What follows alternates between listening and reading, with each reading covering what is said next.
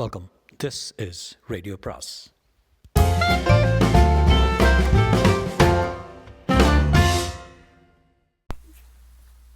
அனைவருக்கும் அன்பு வணக்கம். ராஜேஷ்குமாரின் மூடு பனி நிலவு அத்தியாயம் 13.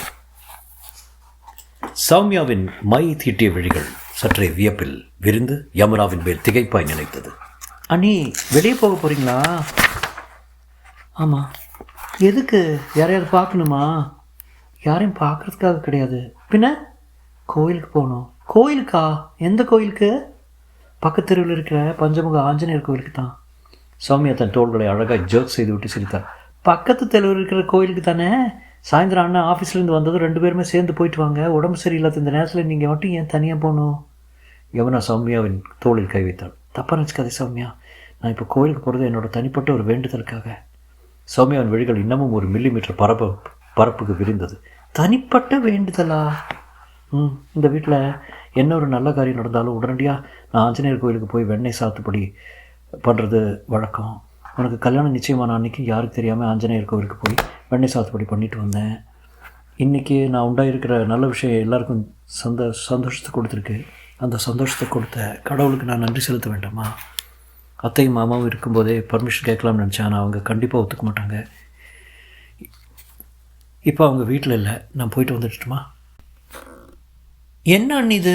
அம்மாவும் அப்பாவும் வெளியே போகும்போது என்கிட்ட என்ன சொல்லிட்டு போனாங்க தெரியுமா? என்ன சொன்னாங்க? அண்ணி எதுக்கு ரூமை விட்டு வெளியே வரக்கூடாது, என்ன வேணும்னு கேட்டுட்டு நீ தான் கொண்டு போய் கொடுக்கணும்னு சொல்லிட்டு போயிருக்காங்க. நீங்கள் என்னடானா ரூமை விட்டு வெளியே வந்ததும் இல்லாமல் கோயிலுக்கு வர போகணுன்னு சொல்கிறீங்க. வேண்டாங்க நீ. அப்பாவும் அம்மாவும் விஷயம் தெரிஞ்சதுன்னா என்ன ஒரு வழி பண்ணிடுவாங்க. சாயந்தரம் அண்ணன் வந்ததும் அவர் கூடவே கோயிலுக்கு போயிட்டு வாங்க, அதான் உத்தமம். ப்ளீஸ் சௌமியா, என்னோடய வேண்டுதலை பற்றி உன்னோட அண்ணன்கிட்ட சொன்னால் அதை அவர் ஒரு பொருட்டாகவே எடுத்துக்க மாட்டார். எல்லாம் இன்னொரு நாளைக்கு போகலான்னு சொல்லி தட்டி கழிச்சிடுவார். இப்போ ஒரு 1/2 மணி நேரம் போயிட்டு வந்துடுறேனே, ப்ளீஸ்.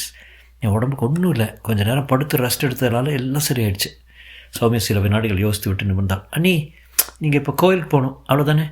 ஆமாம். சரி வாங்க, 2 பேரும் போயிட்டு வந்துடலாம். என்னது, நீயும் வர்றியா?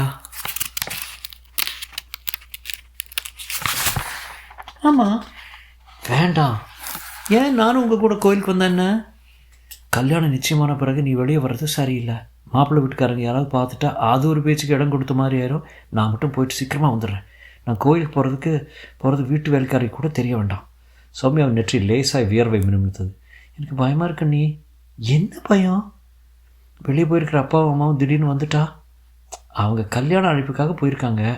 எப்படியும் வீட்டுக்கு திரும்ப மத்தியானம் 1 மணிக்கு மேலே ஆயிரும். நான் கோயிலுக்கு போயிட்டு 10:30 மணிக்குள்ளே வந்துடுறேன். அண்ணி பயப்படாத, சரி 1/2 மணி நேரம் வீட்டில் இருப்பேன். வேலைக்காரி எங்க? பின்கட்டில் பாத்திரம் தேய்ச்சிட்ருக்கா. எப்படியும் அந்த வேலையை முடிக்க 1 மணி நேரம் ஆகிடும். நான் அதுக்குள்ளே வந்துடுறேன். அண்ணி ப்ளீஸ் சௌமியா, எனக்காக இந்த உதவியை கூட நீ செய்யக்கூடாதா? கோயிலுக்கு போயிட்டு வந்தால் தான் என்னோடய மனசுக்கு கொஞ்சம் ஆறுதலாக இருக்கும். சௌமியா அரைமனத்தோடு தலையை செய்து வைக்க யமுனா மலர்ந்தாள். தேங்க்ஸ் சௌமியா, நான் ரூமுக்கு போய் வேறு சேலையை மாற்றிட்டு வந்துடுறேன் சொன்ன யமுனா வேகமாய் தன் அறைக்குள் நுழைந்து வேறு சேலையோடு பளிச்சென்று வந்தால் கையில் பூக்கூடை. அண்ணி 10:30 மணிக்குள்ளே வந்துடணும்.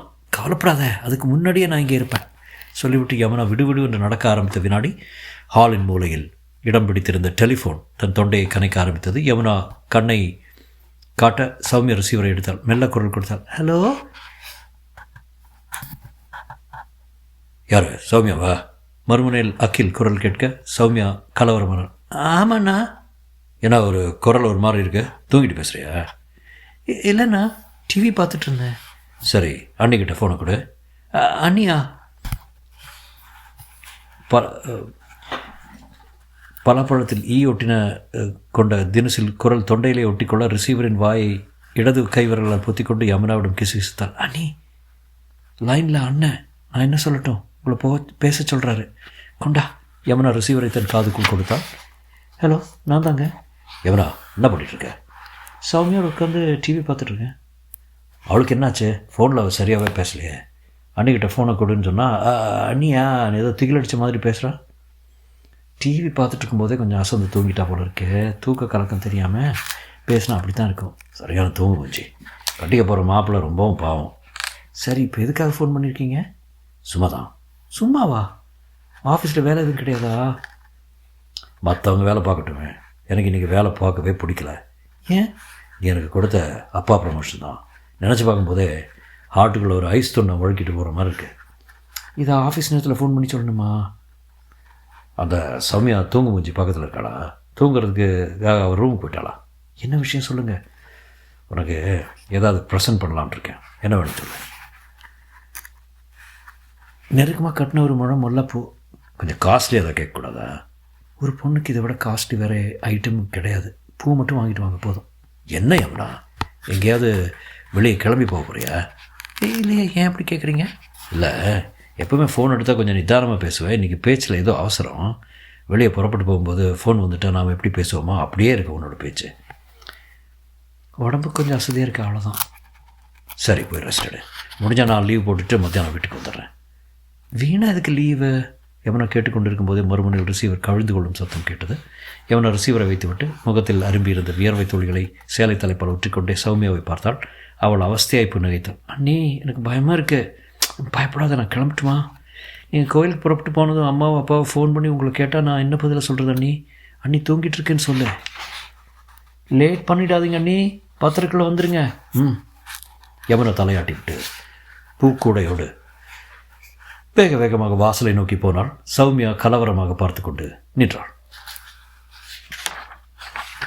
வருண் திகைத்த விழிகளோடு தயானந்தை பார்த்து கொண்டிருக்க அவர் அவனை புன்னகையோடு ஏறிட்டார். என்ன சொல்கிற அருண்? வருண் சார் வந்து சொல்லு. இது ரொம்ப பெரிய விஷயம், என்னால் முடியும்னு தோணலை. ஏன் முடியாது? கீர்த்திவாசன் ருச்சி டாப் 10 இடம் பெற்று இருக்கக்கூடிய மிகப்பெரிய பணக்காரர். டெல்லி வரைக்கும் அரசியல் செல்வாக்குள்ளவர். அவரோட கோட்டை ஊடுருவி என்னால் உள்ளே போக முடியுது தோணலை. பாரு அருண், கீர்த்திவாசனை நான் கொலை பண்ணணும்னு நினச்சிருந்தா கூலிப்பட ஆட்களை வச்சு எப்போ காரியத்தை முடிச்சிருப்பேன். அது எனக்கு ஒரு பெரிய விஷயமே கிடையாது. ஆனால் என் மனைவி வைசாலியோட மரணத்துக்கு காரணம் அந்த கீர்த்திவாசன் தானா இன்னும் எனக்கு உறுதியாக தெரியணும். டிரைவர் முருகப்பன் சொன்னது பொய்யா இருக்குன்னு நினைக்கிறீங்களா சார்? மேபி அந்த முருகப்பனுக்கு கீர்த்திவாசன் மேலே தனிப்பட்ட முறையில் ஏதோ கோபம் இருக்கலாம். கீர்த்திவாசன் கொலை செய்யப்படணுங்கிற வெறியில் முருகப்பன் பொய் சொல்லியிருக்கலாம். இது ஒரு சந்தேகம்தான். 100% உண்மை தெரியாமல் கீர்த்திவாசன் மேலே கை வைக்க நான் விரும்பலை சார். என்னால் இந்த உண்மையை கண்டுபிடிக்க முடியும்னு நீங்கள் நினைக்கிறீங்களா? கண்டிப்பாக. எப்படி சொல்கிறீங்க? ஒரு பொண்ணோட மானம் பறிபோக இருந்த வேளையில் உன்னோட நியாயமான கோபம் வெளிப்பட்டு ஒரு தாதாவோட அக்கிரமத்துக்கு முற்றுப்புள்ளி வச்ச சம்பவம் ஒன்றே போதும் சார். அது தற்செயலாக நடந்தது. அது என்னை பொறுத்த வரைக்கும் தற்செயல் கிடையாது, நற்செயல். தயானந்த் பணம் அடுக்கி இருந்த ப்ரீஃப் கேஸை எடுத்து நீட்டினார். வாங்கிக்க. வேண்டாம் சார், ஒரு கொலையை பண்ணுற அளவுக்கெல்லாம் எனக்கு தைரியம் கிடையாது. சரி, நீ கொலையை பண்ண வேண்டாம், உண்மையை மட்டும் கண்டுபிடிச்சி கொடு போதும். என்ன உண்மை? என்னோட மனைவி வைசாலியை உயிரோடு தகனம் பண்ணது கீர்த்திவாசன் தானாங்கிற உண்மை. அது உண்மையாக இருந்தால் அந்த ஆளை தீர்த்துக்கிட்ட நான் வேறு வழி பார்த்துக்கிறேன் சார். எனக்கு உதறலாக இருக்குது. முதல்ல ப்ரீஃப் கேஸை கையில் வாங்கு, இந்த உதறல் நின்று போகும். நிமிஷ நேர யோசனைக்கு பின் வருண் பண வாசனை அடிக்க வந்த ப்ரீஃப் கேஸை வாங்கி கொண்டான். வருணின் வாழ்க்கையில் விதி 2வது தடவை கோணலாய் புன்னகை செய்தது. தொடரும்.